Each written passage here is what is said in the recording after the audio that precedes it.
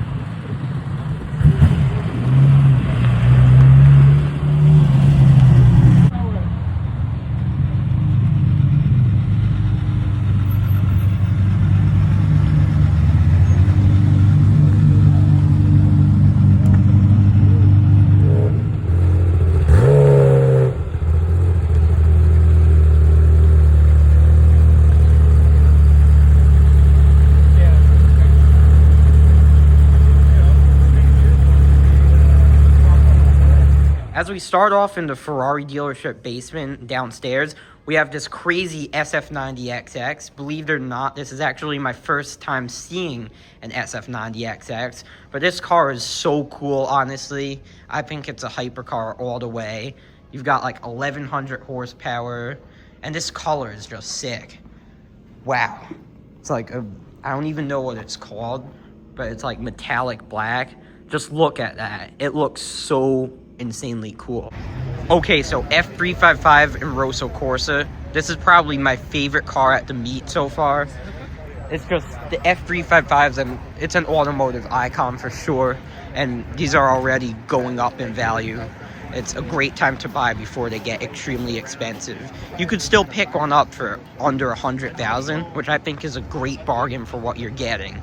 This car offers all of the experience and just elegance you could ask for in a 1990s supercar. And then the V8 in this, it's not only one of the best sounding V8s out there, but in my opinion, one of the best sounding exhausts out of any car of all time, period. And the look of it, like, this car looks amazing. It is a true automotive classic, especially in Rosso Corsa. Wow. And then over here, of course, we have the iconic 308, famously used in the TV series Magnum PI. Let's check that out. Oh, G90 M5 going by. That dark green color was nice. Over here we have a very nice Ferrari 360. More stuff just keeps pulling in. I'm gonna start missing out. But you can never go wrong with the Porsches. Check out this turquoise greenish color on this 964 Targa, I think it is. Wow, that is cool. And here we have another 964 Carrera, to be specific. Over here we have, wow, Lamborghini Diablo Evolution model. This is not your ordinary Diablo, guys. This is like, I think it's even a one-off. Like, I don't know how many Evolution editions they made, but I remember it being under 100. Just check out the spec on this. This is $1 million car for sure. I think it is. But check out the interior. Blue on blue. Just does it get any better than this? Wow. And just with the doors up, that looks insane. We have a nice Gallardo in yellow right there. And the iconic but underrated 550 Maranello. I just love the look of this now classic car, late 90s, early 2000s, Italian perfection. The design of the car, the chassis, it reminds me of some of the older Ferraris, like the 250 and 275 models, as you could probably tell. But over here we have a very nice Dino 246 GT. Definitely not something you see every day, but again, this is Greenwich. And then earlier, this Porsche, I think it's a 911G model if I'm not mistaken, but it's definitely not a stock exhaust because when I saw this pulling in, it sounded really good, like a symphony. But we can't ignore this 1930s Rolle-Royce Phantom 2, I think it is, because this is the definition of automotive royalty, and certainly not something you see on the road, only at like exclusive car events. But check out how large this thing is. It's amazing to see this in person. Just wow. If you were a businessman in the 1930s, making a lot of money, whether it was from the economic boom of the 1920s, as long as you didn't lose it during the Great Depression, this is probably what you would be driving. Something like this, for sure. We have this very nice Roma right here, followed by an 812 GTS. But what's more interesting, I think, that CGT. Oh my gosh. It's a $3 million car now, just on the road in Greenwich. You never know what could show up here. Alright, but anyways, what I was trying to say, the 456. Probably one of the most underrated and just forgotten Ferraris of the 1990s and early 2000s. When new, this car costs $210,000 in the early 1990s, which is nearly $500,000 or slightly just over $450,000 today. But nowadays, guess what? You could get these for like between $50,000 and $70,000, and it's literally at rock bottom, like cost-wise.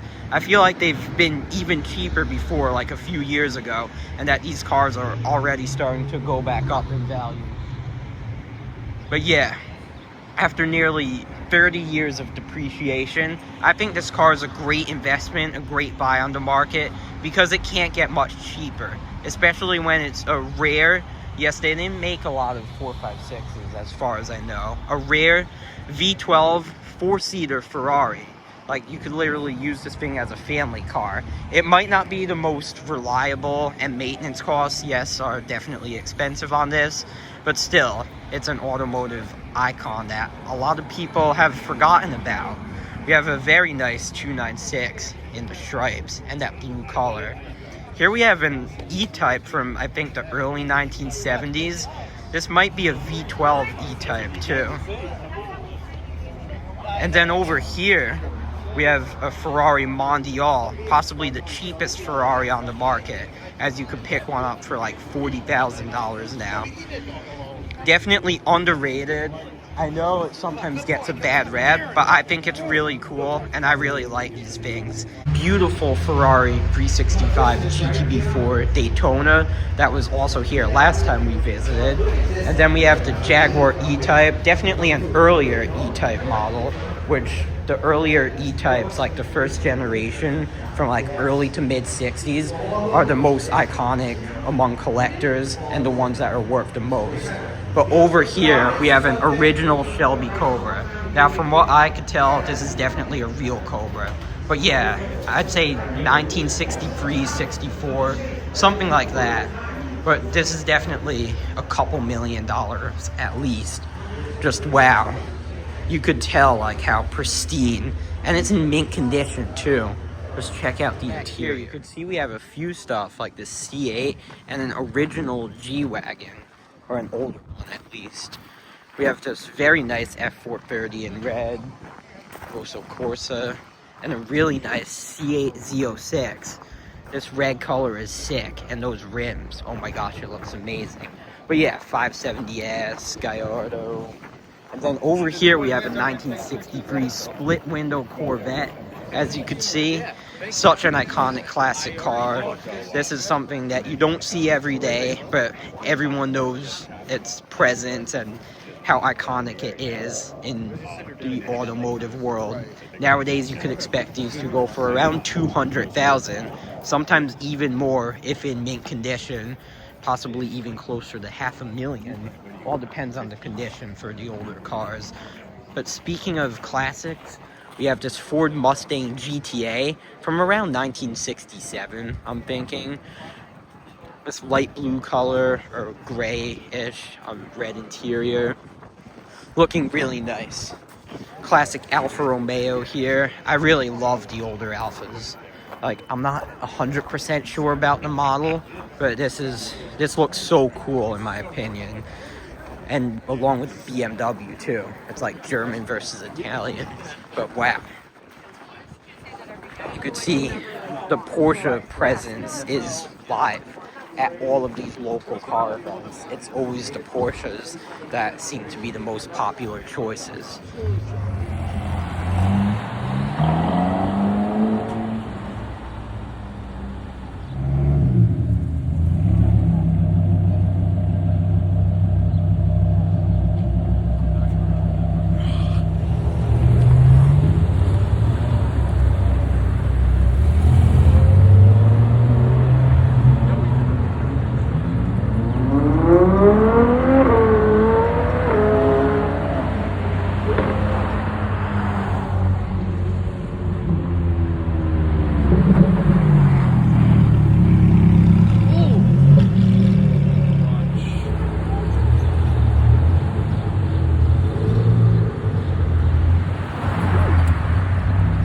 So here is this black Porsche Carrera GT. This is crazy. Owned by Carrera GT 2005.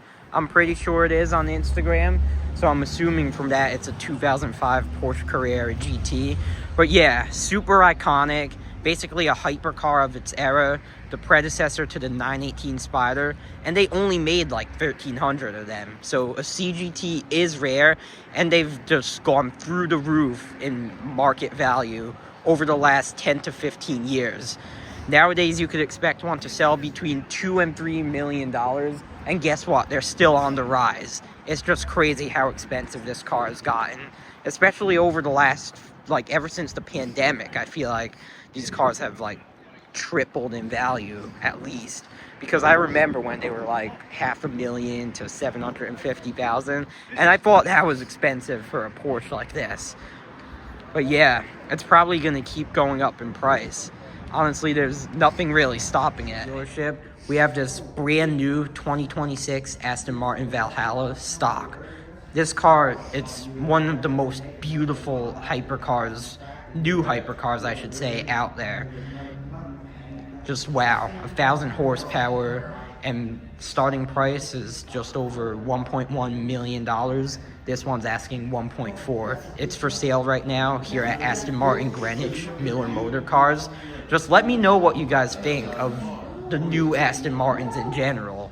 Because out of all like car brands, especially like high-end exotics, I feel like Aston Martin's still on their A game, even nowadays. And that's like a little like weird to say when you compare it to like Ferrari and Lamborghini and Mercedes and all of the other car brands, which I feel like design-wise they've kind of fallen off in recent years, but the numbers are still good and they still have a lot of horsepower.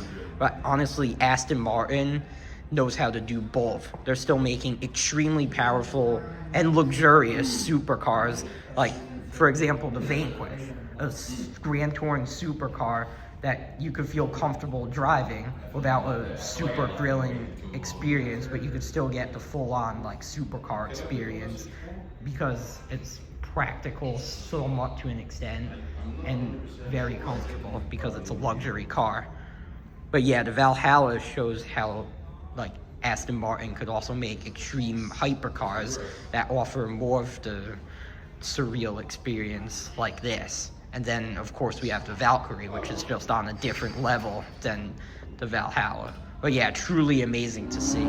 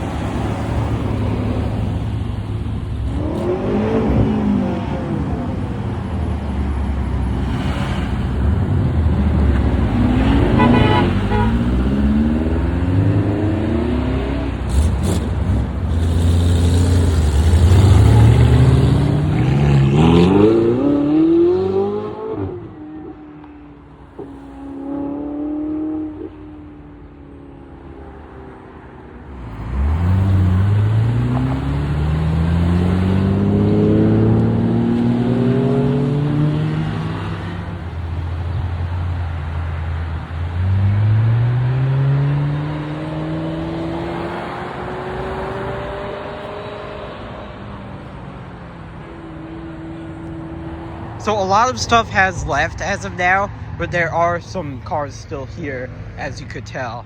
We still have the Porsches and the red 355 right there, and of course the Dino. But over here we have this E92 M3, my favorite generation of the M3 without a doubt. But we have the second F355 here.